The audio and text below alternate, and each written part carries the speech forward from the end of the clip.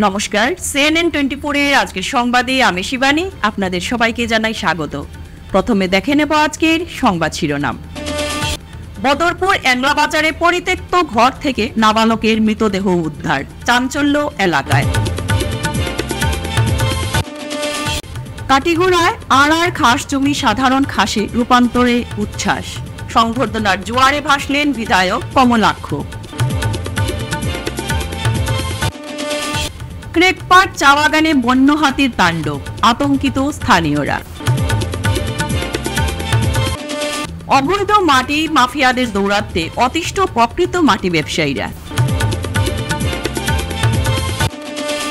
নদীতে ফকল্যান্ড চালিয়ে 9 কোটি টাকার প্রকল্প শুভারম্ভ করলেন মন্ত্রী পীযূষ হাজারিকা। এবারে আজকের বিস্তারিত সংবাদ। মর্মান্তিক ঘটনা শ্রীভূমি জেলার বদরপুর হরিনাদিক গ্রামে 4th শ্রেণীর এক ছাত্রের রহস্যজনক মৃত্যু। ঘটনা মতে বদরপুর এংলাবাজার এলাকার হরিনাদিক গ্রামের নুরুল ইসলামের পরিত্যক্ত ঘর থেকে নাবালকের মৃতদেহ উদ্ধার হয়। 4th শ্রেণীর ছাত্র কয়ছর হোসেনের মৃতদেহ উদ্ধারে আলোড়ন সৃষ্টি হয়েছে। গলার মধ্যে অনেক দাগ রয়েছে। এদিকে পরিবারের লোকেরা মৃতদেহ প্রত্যক্ষ করার সঙ্গে সঙ্গে বদরপুর থানায় খবর দেন। পরিবারের অভিযোগ, কয়ছরকে পরিকল্পিতভাবে হত্যা করা হয়েছে। থানা কর্তৃপক্ষের কাছে অভিযোগ দাখিল করেন তারা। এদিকে নাবালিকের রহস্যজনক মৃত্যুতে একসময় উত্তপ্ত পরিস্থিতির সৃষ্টি হলে পরিস্থিতি নিয়ন্ত্রণ করতে ঘটনাস্থলে উপস্থিত হন বদরপুর পুলিশ, দত্তপুর গাঁও পঞ্চায়েতের প্রাক্তন সভাপতি সহ পূর্ব বদরপুর সমবায় সমিতির সভাপতি। পরিস্থিতি স্বাভাবিক রাখার জন্য সবাইকে অনুরোধ জানান তারা। এদিকে ময়নাতদন্তের জন্য মৃতদেহ শ্রীভূমি অসামরিক হাসপাতালে পাঠিয়ে দেওয়া হয়। এটা বাচ্চা ছেলের মানে প্রায় 10 বছর বয়স হইব, মারা গেছে বা ওখানে মরা পাওয়া পাইছে। ওটা ফোন পাইয়া আমি আমার সঙ্গে আমরা উম্মরপুর গাঁও পঞ্চায়েতের প্রেসিডেন্টের প্রতিনিধি মোতাইর আলী সাহেব, আমরা দুইজন আমার বাড়িতে আসলাম। ওখান থেকে খবর পাইয়া আমরা ঘটনাস্থলে আইছি। আইয়া ছোট বাচ্চাটারে দেখিয়া খুব খারাপ লাগছে বা দুঃখ লাগে যে এই বাচ্চাটা কিভাবে কি ইনসিডেন্ট হইল, এটা আমরা অনুভব করা বহুত অসুবিধা। ওর আমরা যে এটা অনুভব করতে পারি না যে ছেলেটা কিভাবে মারা গেল। কারণ এটা দেখা যায় যে গলাতে একটা ফাঁসর সিন আছে, একটা স্পট আছে গলাতে, রশির স্পট। এটার লাগিয়ে আমরা মানে একটা এই ছেলেটা মরা দেখি আমরা খুব দুঃখ লাগছে, সবারও দুঃখ লাগছে এবং গ্রামের মানুষ সবাই দুঃখিত। এত অঞ্চলের মানুষ আইয়া উপস্থিত হয়েছেন দেখরা সাইটরা, কিন্তু ঘটনার আসল রহস্য কিছু হইতে পারতাম না। আমরা আশা করছি পুলিশ প্রশাসনে তদন্ত করিয়া এটা কি হয়েছে, কি ঘটনা কি না, এটা আশা করিয়া তদন্ত করলে এমনিও বাইরে আইব আসল রহস্য। যদি কোনো মানে কেন তারে কোনো ধরনের ঘটনা ঘটায় তো এইটা পুলিশের আশা করিয়া তদন্ত করিয়া এটা বিহিত ব্যবস্থা নিব। দেশ বিভাজনের পর এই প্রথম কাটিগড়া রাজস্ব চক্রের সব আড়ার খাস জমিকে সাধারণ খাসে রূপান্তরের ঐতিহাসিক সিদ্ধান্তে আনন্দের জোয়ারে ভাসছে কাটিগড়া বিধানসভা এলাকার কাতিরাইল। এই পদক্ষেপে সংবর্ধনার জোয়ারে ভাসলেন উত্তর করিমগঞ্জের বিধায়ক কমলাক্ষ দেপুর কায়স্থ। রবিবার বিকেলে কাটিগড়া চৌরঙ্গি থেকে এক বিশাল বাইক র্যালির মাধ্যমে বিধায়ককে কাতিরাইল খানজালা এলপি স্কুল প্রাঙ্গণে নিয়ে আসা হয়, যেখানে অনুষ্ঠিত হয় সংবর্ধনা সভা। সভাপতিত্ব করেন অবসরপ্রাপ্ত শিক্ষক কাতিরাইল উন্নয়ন কমিটির সভাপতি সুব্রত রঞ্জন ধর।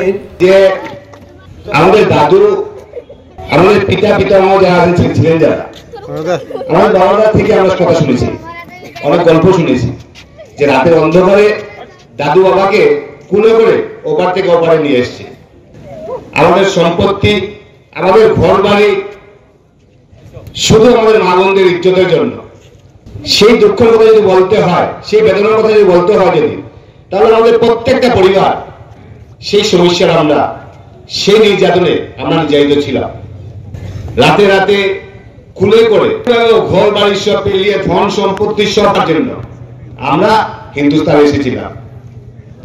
এবং সবচেয়ে বড় ব্যাপার হলো গিয়ে সেই ভারতবর্ষে আমরা আসলাম এবং আসার পর আমাদের এই দেশে আমাদেরকে বিভিন্ন জায়গায় আমাদেরকে জায়গা দেওয়া হলো, কিন্তু ধর্মবাবু বলেছেন একটা কথা, যে আমি যখন বিধানসভায় কথাগুলো বললাম যে আড়ার মন্ত্রী বললেন যে আড়ার টার্মসটা কি, আবার সে আড়ার তো আমরা পাইনি কখনো। সেই আড়ার সত্য শুনেন, একমাত্র কাঠিগড়াতে আড়ার, এবং তার জন্য 75 বছর থেকে আমাদের পাট্টা দেওয়া সম্ভব হচ্ছে না এবং আমরা পাট্টা দিতে পারছি না। তাই সবচেয়ে বড় হচ্ছে কি, আমি মাননীয় মুখ্যমন্ত্রীকে ধন্যবাদ জানাই, এই জন্য ধন্যবাদ জানাই যে আমার জীবনে আমি অনেক মুখ্যমন্ত্রী দেখেছি, কিন্তু এত বিচক্ষণ মুখ্যমন্ত্রী আমি দেখিনি। এই জন্য আমি কথাগুলো বলছি যে আমাদের যে অর্ডারটা বের হয়েছে, অর্ডারটা হয়তো বা সিম্পলি অর্ডার বের হতে পারে, কি ধরো যে আমরা আড়াটাকে খাস করে খাস করে দিলাম এবং যাদের অ্যালটমেন্ট যে জায়গায় আছে ওদেরকে দেওয়া হোক, সেই জায়গায় পাট্টা দেওয়া হোক। সেই অর্ডারটা যদি করা হতো তাহলে কাউকে পাট্টা দেওয়া সম্ভব হতো না। আমাদের মুখ্যমন্ত্রী কি করলেন, যে আড়ার খাসকে জেলায় খাস করলেন এবং বললেন যে যারা যে জায়গায় আছে, যে পজিশনে আছে, সেই পজিশনে ওদেরকে পাট্টা দেওয়া হোক এবং বললেন সেটা আমি পালিয়ে গেছে। কাটিগড়া সমষ্টির ক্রেগ পার্ক চা বাগানে শনিবার দুপুরে হঠাৎ করে দেখা যায় একটি বন্য হাতিকে।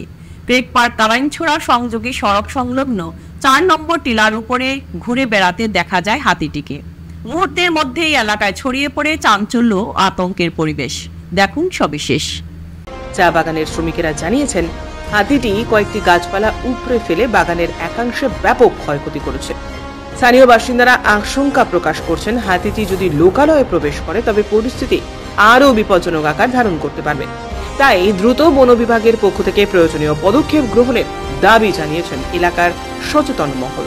প্রসঙ্গত, সম্প্রতি কাটিগড়া অঞ্চলে বারবার বন্য হাতির বিচরণ লক্ষ্য করা যাচ্ছে, যা স্থানীয়দের মধ্যে ক্রমবর্ধমান উদ্বেগের কারণ হয়ে দাঁড়িয়েছে।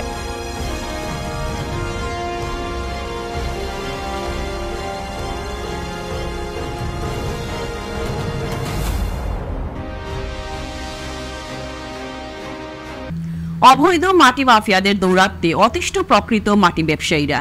বিভাগীয় কর্তৃপক্ষের কাছে মাফিয়াদের দৌরাত্ম্য বন্ধ করতে আবেদন জানান তারা। তাদের ছত্রছায়ায় মাফিয়ারা তাদের কালো সাম্রাজ্য বিস্তার করছেন তা বের করতে সরকারের কাছে তাতর আবেদন জানানো হয়।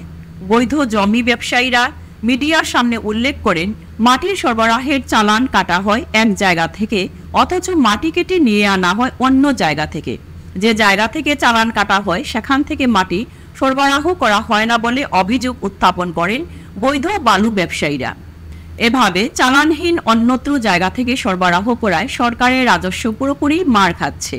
বিভাগীয় ও মহলদারদের যোগ সাজশ না থাকলেও অবৈধ মাটি ব্যবসায়ীরা চালানবিহীন অন্যত্র মাটি কেটে নিয়ে আনার কিভাবে সাহস করেন তারা, পরিষ্কার ভাষায় ব্যক্ত করেন বৈধ মাটি ব্যবসায়ীরা।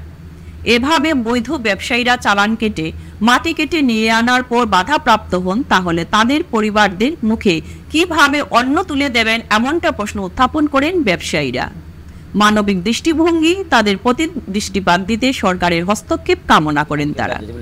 দীর্ঘদিন থেকে এই চাঁদপুর এরিয়ার মধ্যে এই যে টিলাটা, এটার মধ্যে মানে মাইনিং বাইর করা, চালান বাইর করা হয়েছে, কিন্তু এই জায়গার মধ্যে আজ পর্যন্ত কোনো ধরনের জেসিবি লাগানো হয়েছে না। চালানটা বিভিন্ন জায়গায় চলে। হ্যাঁ, তো আমরা টুকটাক গাড়ি গুড়ি আছে, বা আমরা ওই যে মানুষগুলো দেখা আপনারা আশপাশের যে মানুষগুলো আছে সবও আমরা এই ধরনের মানে মাটি টুকটাক ব্যবসা বাণিজ্য করি, বা প্লাস আমরা গাড়ি গুড়ি আছে। আমরা তারা এই চালান কাটি একটা চালানের রেডি লগে আপনার 1500 টাকা। এই চালান দিয়ে 1550 টাকা প্লাস এরিয়ার গাড়ি চলে। কিন্তু গতকালকে হয়েছে কিনা, একজন ভদ্রলোকের বাসার মধ্যে একটু মাটি কাটিয়া মানে গড় বানানি লাগিয়ে একটা মাটি কাটা হয়েছে, এর মধ্যে জেসিবি ফরেস্ট স্টাফ গিয়া জেসিবিটা ধরে নিয়েছে। তখন তার কিছু মাথা কথা কাটাকাটি হয়েছে, আর পরে তাই জেসিবি ছাড়িয়া জেসিবি অলরেডি মালিকে তার জেসিবি লিয়া গেছে গিয়া, এই আমিও টিপাটা বন্ধ করে দিয়েছি। আপনারা যে আমরা ডাকার উদ্দেশ্য হইল গিয়া যে আমরা দীর্ঘদিন থাকিয়া চালান কাটাগর এই জায়গাতে কিয়া মাঠ কোনো ধরনের মাটি যান না, কিন্তু এই তারা লগে মানে জেসিবিটা লাগাইলে পরে তারা টাকা দিতে লাগে।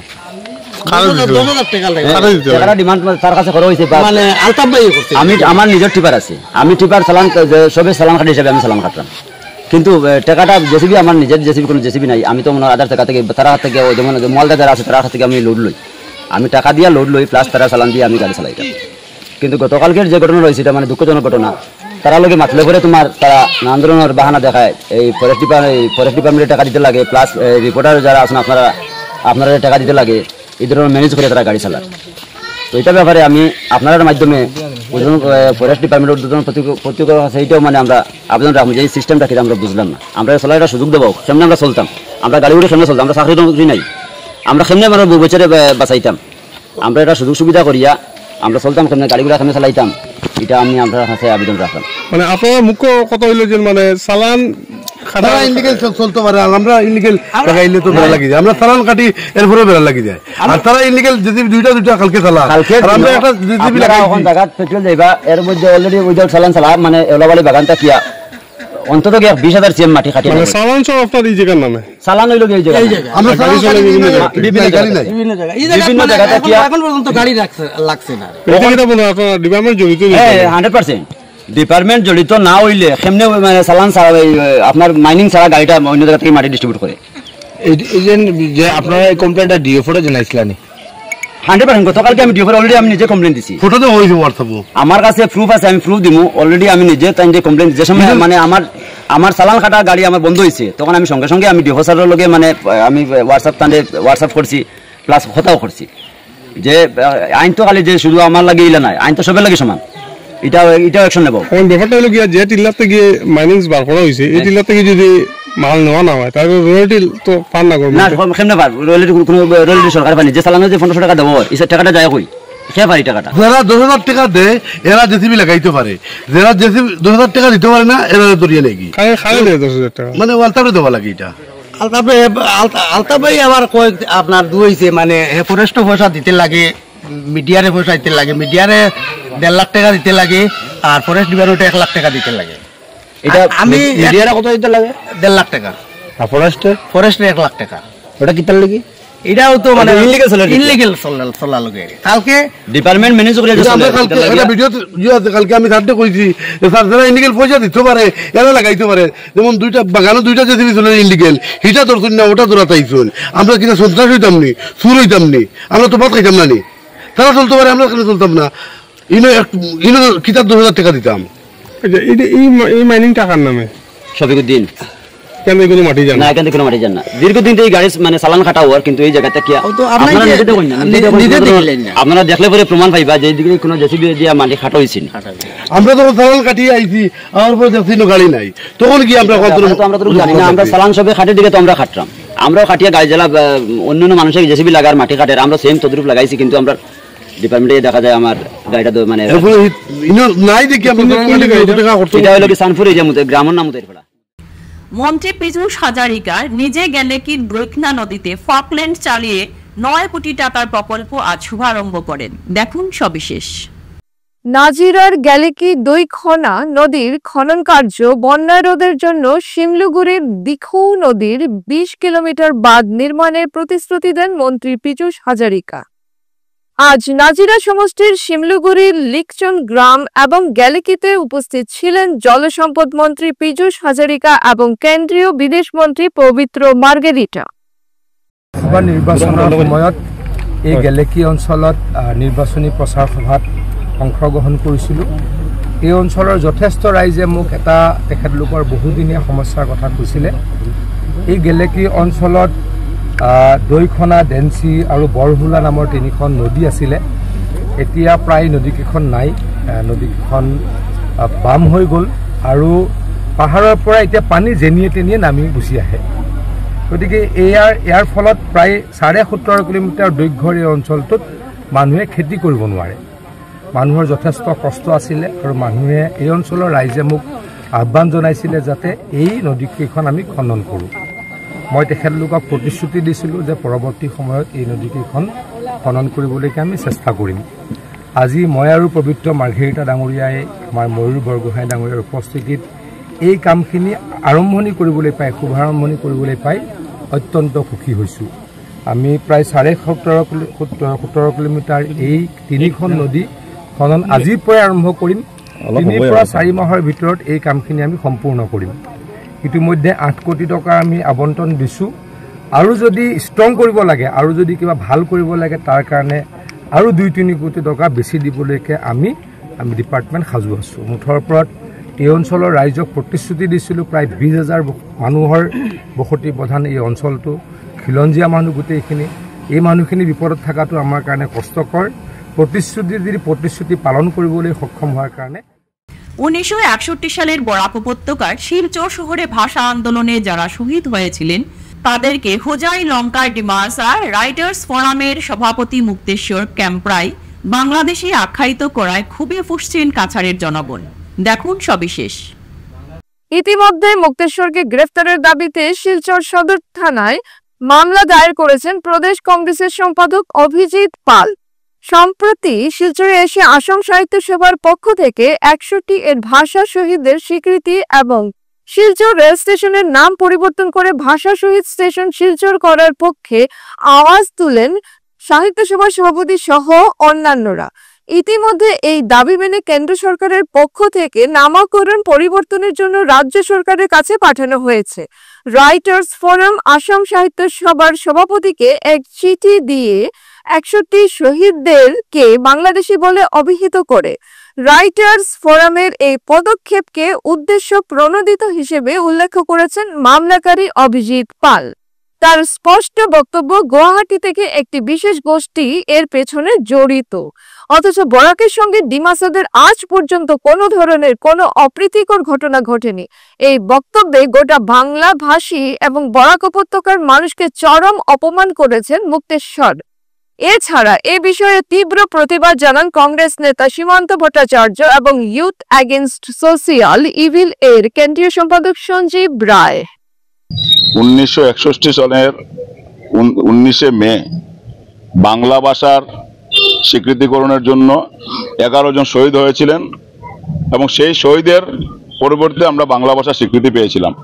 বরাক উপত্যকার 46 লক্ষ বাঙালি মানুষ সেই দাবি জানিয়ে আসছেন যে শহীদের প্রতি সম্মান জানিয়ে এবং প্রত্যেক ভাষা জাতি জনগোষ্ঠীর প্রতি সম্মান জানিয়ে শিলচর রেল স্টেশনের নাম ভাষা শহীদ স্টেশন করা হোক।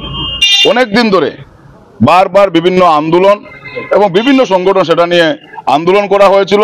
সেই আন্দোলনের ফলস্বরূপ 2014 ইংরেজিতে তৎকালীন মনমোহন সিংয়ের সরকার এবং তৎকালীন রেলওয়ে মন্ত্রী ছিলেন মল্লিকার্জুন খার্গেজি 2014 ইংরেজিতে সেই কেন্দ্রীয় সরকার সেই ভাষা শহীদ স্টেশনের নামাঙ্করণের এনওসি দিয়েছিল। কিন্তু তারপর দেখা যায় আজকে বিজেপি সরকার ক্ষমতায় আসার পর থেকে আমরা আজকে 10 বছর ধরে দেখে আসছি সেই ভাষা শহীদ স্টেশন আজকের দিনেও যে বরাকের গণদাবি, সেই গণদাবি আজকের দিন পর্যন্ত সেটা হয়নি। আমরা কিছুদিন আগে দেখলাম আসাম সাহিত্য সভা যারা কর্মকর্তারা এখানে এসেছিলেন এবং ওনারাও এসে সেটাকে সমর্থন জানিয়েছেন যে বরাক উপত্যকার যে সেন্টিমেন্ট, বরাক উপত্যকার বাঙালিদের যে সেন্টিমেন্ট, সেই মানে সেন্টিমেন্টের প্রতি সম্মান জানিয়ে ওনারাও সেই সম্মত জানিয়েছিলেন যে ভাষা শহীদ স্টেশনের নামকরণ অতি সত্ত্বর শিলচর রেল স্টেশনের নাম ভাষা শহীদ স্টেশন করা হোক এবং ওনারা মুখ্যমন্ত্রীকে চিঠি দিয়েও সেই অনুরোধটুকু জানিয়েছেন।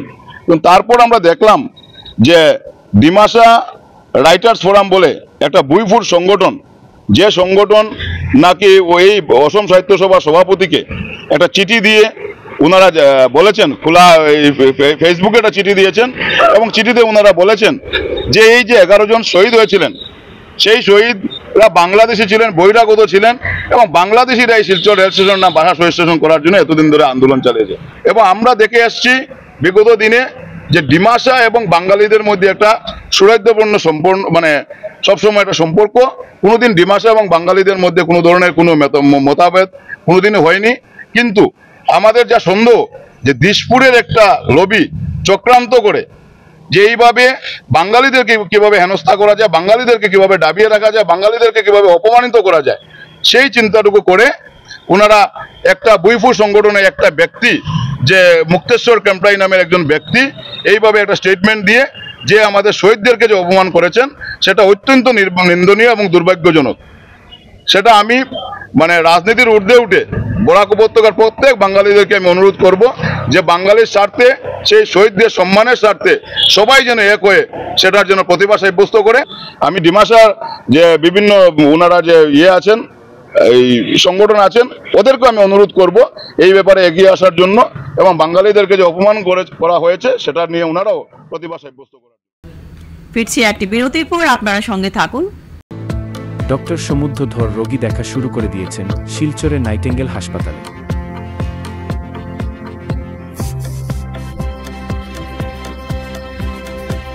প্রতি শনিবার বিকাল ৩টার পর থেকে নিয়মিত রোগী দেখবেন শিলচর নাইটিঙ্গেল হাসপাতালে।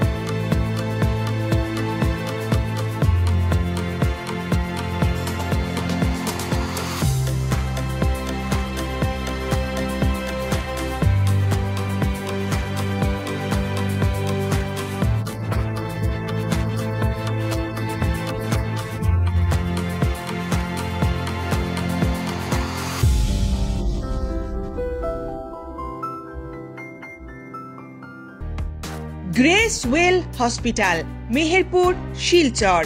এখানে আপনারা পাবেন ডায়ালিসিস, এন্ডোস্কোপি, সোনোগ্রাফি, ইকোকার্ডিওগ্রাফি, এক্সরের মতো বিশেষ সুবিধে। উন্নত মানের ডাক্তারি পরিষেবার পাশাপাশি পাবেন আইসিইউ, এনআইসিইউ, ইনডোর, আউটডোর এবং যে কোনো রকম সার্জারি অত্যন্ত সুলভ মূল্যে এবং অত্যাধুনিক মানের। গ্রেস ওয়েল হসপিটাল বিভিন্ন ধরনের চিকিৎসা পরিষেবার পাশাপাশি এখানে আপনারা পাবেন বন্ধ্যাত্ব কাটিয়ে মাতৃত্ব এবং পিতৃত্বের আশ্বাস। আপনার সুস্থ জীবনের লক্ষ্যে সর্বদা কাজ করে চলেছে গ্রেস ওয়েল হসপিটালের সদস্যবৃন্দ। ঠিকানা grace well hospital, Meherpur, Silchar 788015। আপনার সুস্থ এবং মঙ্গলময় জীবন কামনা করি আমরা। Grace well hospital. ফিরে এলাম বিরতির পর। আজ Lions international district 322G governor এর ব্যবস্থাপনায় এক মেগা শীতবস্ত্র বিতরণ শিবির অনুষ্ঠিত হয়। দেখুন সবিশেষ। এদিন স্থানীয় বরাকভিউ হোটেলের প্রাঙ্গণে এই শিবির সম্পন্ন হয়। শিবিরে 1100টি শীতবস্ত্র গরিব ও দুস্থদের মধ্যে বিতরণ করা হয়। এতে উপস্থিত ছিলেন district governor Lions Pankaj Poddar ও cabinet secretary Lion Rishabh Bajaj ও district coordinator Lions Rishabh Lodha সহ গুয়াহাটি, শিলং ও আগরতলা থেকে আগত লায়ন্স ক্লাবের সদস্যরা। আজকে শুক্রবেলা সকালে কম্বল বিতরণের প্রোগ্রাম লায়ন্স শহরে বারাকভিউ রেসিডেন্সি হোটেলের প্রাঙ্গণে 1100 মানুষকে ডাকিয়া, পুরুষ মহিলা যাকে দরকার, এই শীত বেলা আসবে, শীত সিজন আসবে, ওটার জন্য সবাইকে যে দরিদ্র লোক আছে ওনার সহযোগ করার জন্য ঋষভ লোধা আর লোধা ফ্যামিলির সৌজন্য আমরা আজকে এখানে 1100 কম্বল বিতরণ করেছি। এই কম্বল বিতরণ কাজটা, এই উদ্যোগটা একটা প্রকল্প যে লায়ন্স ইন্টারন্যাশনাল ডিস্ট্রিক্ট 322G নিয়েছে।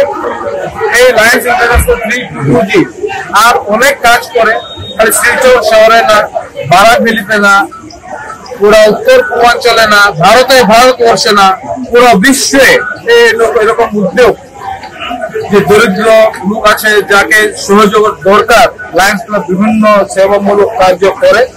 আর এই কার্য করার আমার মনের কথা এটাই হইল যে আমি সবার সঙ্গে সবাইকে কিছু একটা করলে, আর সব মানুষ সব জিনিস করতে পারে, সবাই যদি কিছু কিছু করে এই সংসারটা সুখী হবে, সমৃদ্ধি হবে। नमस्कार, ये जो लायंस क्लब 322G की तरफ से जो आज यहाँ ब्लैंकेट डिस्ट्रीब्यूशन का जो प्रोग्राम आयोजन किया गया है, इसके पीछे मकसद यही है कि हम लोग मतलब गरीब लोगों को इस ठंडे के समय पर कुछ गर्म कपड़ा दिया जाए ताकि उनको सुविधा हो। तो इसके अंदर में ऋषभ लोधा जी और उनके परिवार ने जो सहयोग दिया है ब्लैंकेट का अरेंजमेंट करने में और ये सब ऑर्गेनाइज करने में, उसके लिए मैं क्लब की तरफ से ऋषभ लोधा जी और उनके फैमिली को धन्यवाद भी देता हूँ।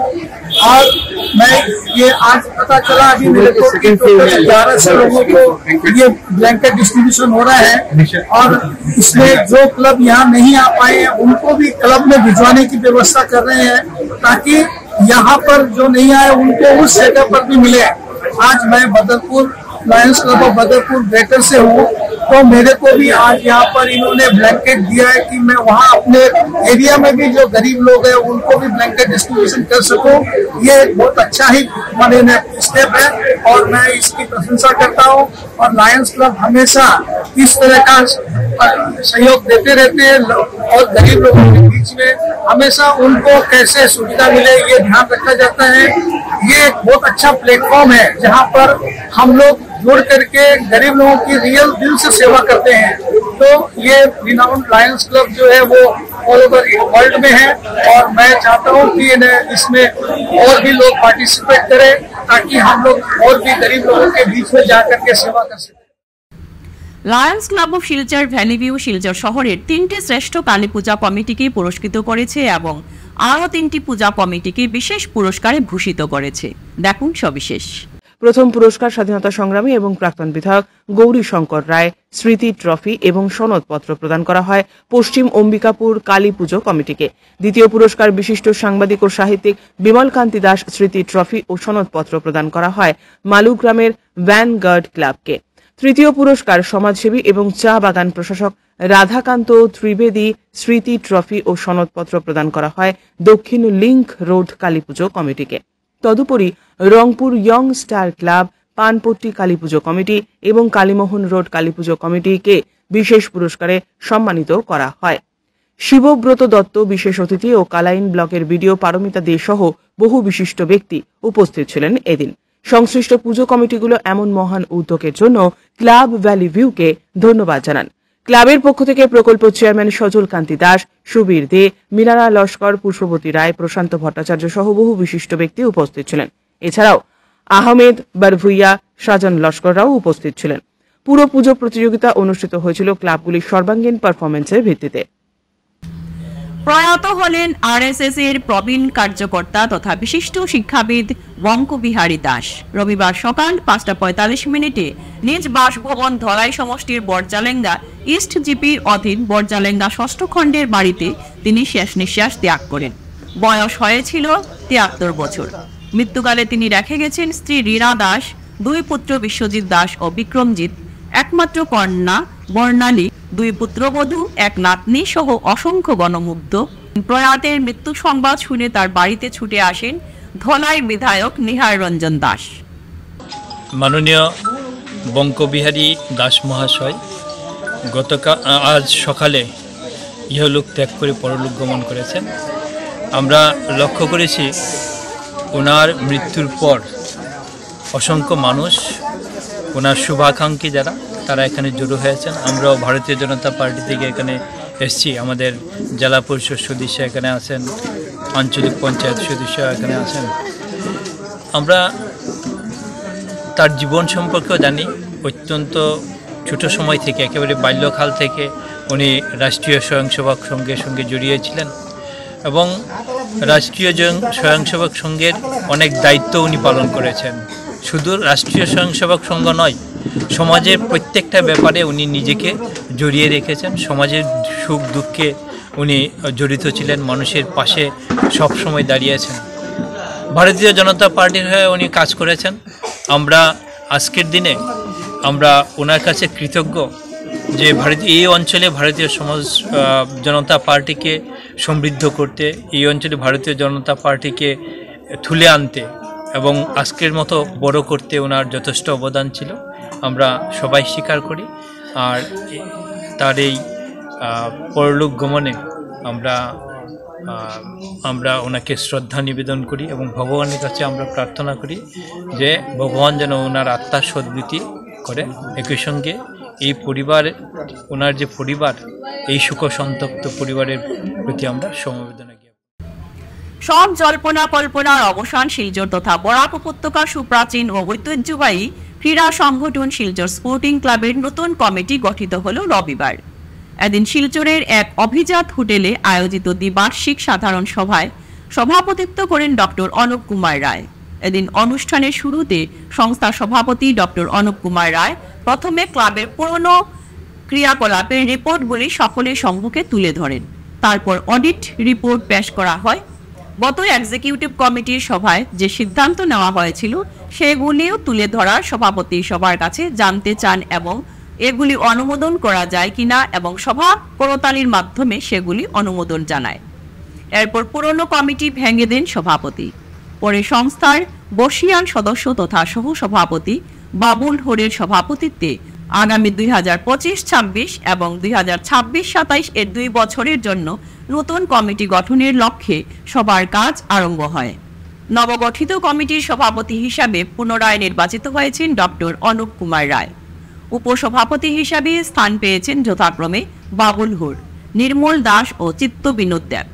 কমিটির সাধারণ সম্পাদক হয়েছেন সিদ্ধার্থ খান। 2022-এর পরে আবার 2025-এ আজকের দিনে আমাদের শিলচর স্পোর্টিং ক্লাবে দ্বিবার্ষিক সাধারণ সভা অনুষ্ঠিত হয়েছে। সভা কিছুদিন ধরে এই সভা নিয়ে শহরে ক্রিয়ামহলে অনেক উত্তপ্ত ছিল, কি হয় কি হবে, কিন্তু সব কিছু সুন্দরভাবে আজকের এই দ্বিবার্ষিক সাধারণ সভার মাধ্যমে আমাদের শিলচর স্পোর্টিং ক্লাব দেখিয়ে দিয়েছে ক্রিয়ামহলে যে আমাদের ক্লাব সবাই একত্রিত আছে, সবাই একসঙ্গে আছে এবং আগামী দিনও এই ক্লাবের সুনামের জন্য আমরা সবাই একত্রিতভাবে আমরা থাকব। এবং আপনারা জানেন আমাদের এই ক্লাব দীর্ঘ 90 বছর ধরে প্রতিষ্ঠিত। এবছর আমরা আমাদের সভাপতি মিটিংয়ের শুরুতে বলেছে এবছর 90 বছর পালন করবে, যেটা আগামীতে আমরা বিভিন্ন কর্মসূচি নেব, সেটা সর্বসাধারণকে আমরা বিস্তারিত তথ্য তুলে ধরব। তাছাড়া জেলা ক্রীড়া সংস্থার আমরা অনুমোদন নেব এবং এই ব্যাপারে আমাদের সমস্ত সদস্যরা যেভাবে সহযোগিতা করে গেছে এবং আজকের দ্বিবার্ষিক সাধারণ সভা সুন্দরভাবে সম্পন্ন হওয়ার জন্য যেভাবে আমাদের ক্লাব সদস্যরা সহযোগিতা করেছে, আমি সবাইকে আমার ক্লাবের পক্ষ থেকে অভিনন্দন ধন্যবাদ জানাচ্ছি। এই ক্লাব আরো এগিয়ে আসবে। Long live Silchar sporting club. আজ থেকে শিলচর এসএম দেব স্টেডিয়ামে জেলা ক্রীড়া সংস্থার পরিচালনায় Prafullachandra Banik memorial super division league cum super league cum knockout prize money football championship ফ্লাডলাইটের মাধ্যমে শুরু হয়। আমন্ত্রিত অতিথিরা সর্বপ্রথমে ডিএস এর পতাকা উত্তোলন করেন এবং প্রয়াত জুবিন গার্গের ছবিতে ফুল দিয়ে প্রণাম করে শ্রদ্ধা জানিয়ে এই খেলার শুভারম্ভ করেন। এরপর অতিথিরা খেলোয়াড়দের সাথে পরিচিত হন। পরিচয় পর্বের পরই ইন্ডিয়া ক্লাব ও অভিনব ক্লাবের খেলা শুরু হয়। এই খেলাতে অতিথিদের মধ্যে উপস্থিত ছিলেন প্রধান অতিথি রাজ্যসভার সাংসদ কনাতপুর খায়স্ত, আসাম রাইফেলসের কর্নেল প্রশান্ত সিং কডওয়াল, টাউন ক্লাবের সভাপতি দিলীপ রঞ্জন নন্দী প্রমুখ। এই খেলার বিষয়ে আমন্ত্রিত অতিথিরা খুব সংক্ষেপে বক্তব্য রাখেন। রাজ্যসভার সাংসদ, তার খুব ব্যস্ততার সময় তিনি চলে যাচ্ছিলেন, কিন্তু যেহেতু খেলাধুলার প্রতি গভীর অনুরাগ, তাই তিনি ফিরে এসে খেলোয়াড়দের সাথে পরিচিত হচ্ছেন। আজকের বিশিষ্ট অতিথিবর্গরা খেলোয়াড়দের সাথে পরিচিত হচ্ছেন। আজকের প্রথম ম্যাচ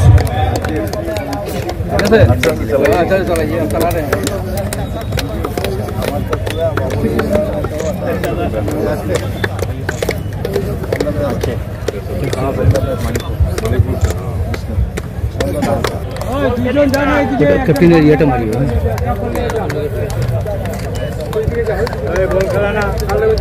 আমার লোক ছড়িয়ে থাকো।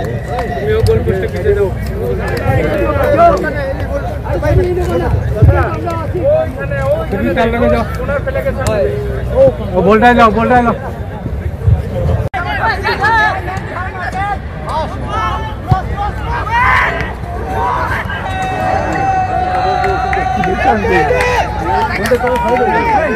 একটাই আমার আবেদন থাকবে যে খেলোয়াড় সুলভ মনোভাব নিয়ে স্পোর্টসম্যান স্পিরিট বজায় রেখে আপনারা এই টুর্নামেন্টে আপনারা আপনাদের নিজস্ব যে শৈলী রয়েছে সেটা 100% যাতে আপনারা এখানে তুলে ধরতে পারেন এবং যারা দর্শকরা থাকবেন তাদেরকে আলাদা আহ্বান দিতে পারবেন। এই আশা এবং আবেদন আপনাদের কাছে রাখছি। আমরা সবাই জানি এমনই একটা ক্রীড়া প্রতিযোগিতা যে আজকের দিনে পৃথিবীতে অসংখ্য ক্রীড়া ইভেন্ট রয়েছে, কিন্তু তারপরেও আমরা লক্ষ্য করছি যে আজ থেকে 50-50 বছর আগেও ফুটবলের যে জনপ্রিয়তা সমগ্র বিশ্বে ছিল সেটা এখনো বজায় রয়েছে। এবং বিশেষ করে আমাদের এই অঞ্চলে আমরা লক্ষ্য করেছি যে বিভিন্ন গ্রামাঞ্চলে আমাদের প্রতিভা রয়েছে এবং সেই প্রতিভাদেরকে তুলে এনে তাদেরকে একটা প্ল্যাটফর্ম দেওয়া, তাদেরকে কিভাবে আমরা আরো এক্সপোজার দিতে পারি সেই ব্যবস্থার মাধ্যমে এই ধরনের ক্রীড়া প্রতিযোগিতা তাদেরকে সাহায্য করবে। এখানে শুধু যে আমরা স্থানীয় যে প্লেয়াররা রয়েছে সাধারণ মানুষ, এটার সাথে সাথে আমরা বাইরে আরো ভালো ভালো খেলোয়াড়দের এখানে আমরা দেখতে পারবো, যার মাধ্যমে আমরা আমাদের খেলা কিভাবে আরো উন্নত করা যায় সেটাও আমরা এখান থেকে শেখার সুযোগ পাবো। তো আমি আজকের দিনে সবাইকে আবারও ধন্যবাদ জানাচ্ছি যে বিশেষ করে আজকের সংবাদ এ পর্যন্তই। নমস্কার।